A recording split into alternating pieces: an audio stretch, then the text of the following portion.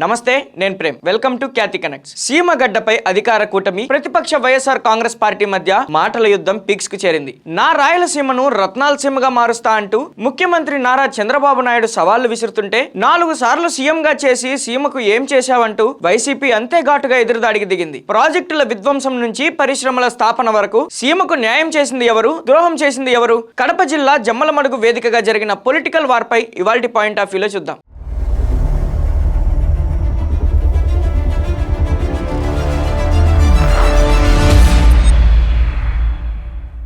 రాయలసీమ రాజకీయాలు ఎప్పుడు రసవత్రంగానే ఉంటాయి. కానీ ఒక్కసారి జమ్మలమడుగు వేదికగా సాగిన పరిణామాలు ఏపీ రాజకీయాల్లో కొత్త వేడిని పుట్టించాయి. కడప జిల్లా జమ్మలమడుగు మండలం సున్నపురాళ్లపల్లె వేదికగా రాయలసీమ రాజకీయం ఒక్కసారిగా వేడెక్కింది. 16,350 కోట్ల రూపాయల భారీ వ్యయంతో నిర్మిస్తున్న జేఎస్డబ్ల్యూ రాయలసీమ ఉక్కు కర్మాగార పనులను ముఖ్యమంత్రి నారా చంద్రబాబు నాయుడు అధికారికంగా ప్రారంభించారు. ఈ సందర్భంగా ఏర్పాటు చేసిన భారీ బహిరంగ సభలో మాట్లాడిన చంద్రబాబు గత జగన్ ప్రభుత్వంపై వైసీపీ నేతలపై తీవ్ర స్థాయిలో ధ్వజమెత్తారు. సభలో ముఖ్యమంత్రి చంద్రబాబు నాయుడు మాట్లాడుతూ గత 5 ఏళ్ల జగన్ హయాంలో రాయలసీమ పూర్తిగా విధ్వంసానికి గురైందని ఆరోపించారు. సీమలోనే పుట్టి సీమ బిడ్డగా చెప్పుకునే మాజీ ముఖ్యమంత్రి వైఎస్ జగన్మోహన్ రెడ్డి అదే ప్రాంతానికి కోలుకోలేని ద్రోహం చేశారని మండిపడ్డారు. 5 ఏళ్ల పాలనలో ఏ ఒక్క సాగునీటి ప్రాజెక్టును కానీ మరే ఇతర అభివృద్ధి ప్రాజెక్టును కానీ వైసీపీ పూర్తి చేయలేకపోయిందని కూటమి నేతలు తీవ్ర విమర్శలు గుప్పించారు. గతంలో ఉక్కు ఫ్యాక్టరీ పేరుతో మోసపూరిత శంకుస్థాపనలు చూశామని చంద్రబాబు ఎద్దేవా చేశారు.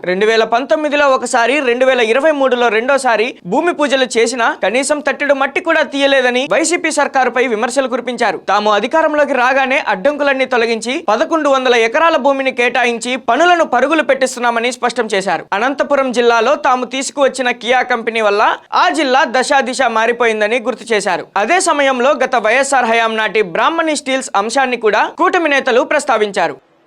పోయిన తర్వాత గమ్మునుంటారంటే కేంద్రం చట్టం చేసిన తర్వాత మ్యావిగన్ అన్నారు, నిన్న విజయవాడ అన్నారు, రేపేమంటారో నాకు తెలియదు. మతి స్థిమితం లేని వ్యక్తులతో రాజకీయం చేయడం నా చరిత్రలో ఎప్పుడూ నేను చూడలేదు. నేను చేసేది విశ్వసనీయమైన రాజకీయం. ఒక మాట చెప్తే మాట మీద నిలబడమే కాకుండా దాన్ని చేసి చూపించాం కాబట్టి ఈ రోజు పెట్టుబడులు వస్తున్నాయి. నేను అడుగుతున్నా ఈ మొత్తం మిమ్మల్ని అందరినీ, మన రాజధాని అమరావతి అవునా కాదా అని మిమ్మల్ని అడుగుతున్నా. గట్టిగా చెప్పండి. ఈ కడప గడ్డ మీద మనం అందరం చెప్పాల్సింది మన రాజధాని అంటే సగౌరవంగా అమరావతిని గట్టిగా చెప్పండి. మన రాజధాని, మన రాజధాని, మన రాజధాని. తమ్ముళ్ళు దేంతైనా ఆడుకోవచ్చు, కానీ ఇలాంటి రాష్ట్రం యొక్క ఆత్మాభిమానంతో ఆడుకోవడానికి వీలు లేదు. ఈ విషయం మీరు గుర్తుపెట్టుకోవాలి. ఒకప్పుడు మనం చాలా బాధపడ్డాం. 5 ఏళ్లు కర్ణాటక నుంచి పోయి అడిగితే మీ రాజధాని ఏదంటే గర్వంగా బెంగళూరు అని చెప్పుకున్నారు. తెలంగాణ నుంచి ఎక్కడన్నా పోతే ఏది మీ రాజధాని అంటే నేను అభివృద్ధి చేసిన హైదరాబాద్ మా రాజధాని వాళ్ళు బాగా చెప్పుకున్నారు. తమిళనాడు నుంచి ఎక్కడన్నా పోతే చెన్నై అని చెప్పుకునే పరిస్థితికి వచ్చారు. కానీ దురదృష్టం 3 రాజధానులు 3 ముక్కలాటాడి మనం నష్టపోయే పరిస్థితికి వచ్చాం. ఈ రోజు మిమ్మల్ని అందరికీ ఒకటే విజ్ఞప్తి చేస్తున్నా, మీరందరూ గర్వపడేట్టుగా రాయలసీమను అభివృద్ధి చేస్తా. మీరందరూ కూడా గర్వంగా చెప్పుకునే విధంగా మీ రాజధాని ఏదంటే కాలరెత్తుకుని అమరావతిని చెప్పే విధంగా చేసే బాధ్యత ఎన్డీఏ ప్రభుత్వానిదని మరొక్కసారి హామీ ఇస్తున్నాం. అంతేకాకుండా ఈ రోజు ఇంకొక విషయం కూడా మీ అందరికీ అర్థం కావాలి. రాజకీయాలు ప్రజల కోసం చేసేటివి. హింసతో రాజకీయాలు జరగవు.